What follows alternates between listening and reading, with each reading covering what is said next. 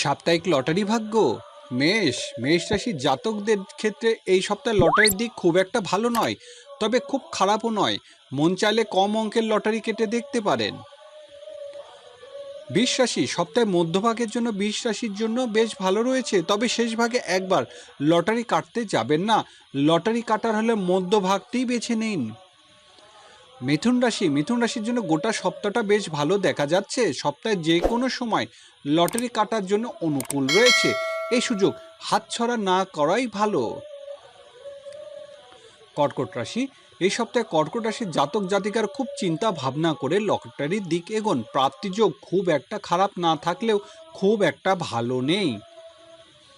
সিংহ রাশির জাতকদের এ সপ্তাহে যে কোনো সময় লটারি কাটতে পারেন, খুব ভালো প্রাপ্তিযোগ দেখা যাচ্ছে। কন্যা রাশি, এ সপ্তাহে কন্যা রাশির জাতকদের জন্য আর্থিক দিক ভালো দেখা যাচ্ছে। সপ্তাহে যে কোনো সময় লটারি কাটতেই পারেন। তুলা রাশির জাতকদের লটারি খুব বেশি ঝোঁক না দেখানোই ভালো হবে। লাভের বদলে লোকসান হওয়ার আশঙ্কা দেখা যাচ্ছে। বৃশ্চিক রাশি, লটারির দিকে এই সপ্তাহতে বৃশ্চিক রাশির জন্য মধ্য প্রকৃতি থাকবে। মন চাইলে একবার কম অঙ্কের লটারি কেটে দেখতে পারেন। ধনুরাশির জাতকদের এই সপ্তাহে লটারির টিকিট কাটতে পারেন, দারুণ আর্থিক যোগ রয়েছে। মকর রাশি, সপ্তাহে প্রথম ভাগে মকর রাশির জাতকদের জন্য বেশ ভালো দেখাচ্ছে। লটারি কাটার হলে সেই সময় কাটুন, বাকি সময় লটারি থেকে দূরে থাকুন।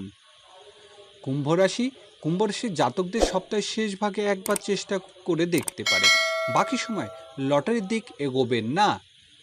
মীন রাশি, এ সপ্তাহে মীন রাশি ব্যক্তিদের খুব বেশি অঙ্কের লটারি না কাটাই ভালো হবে।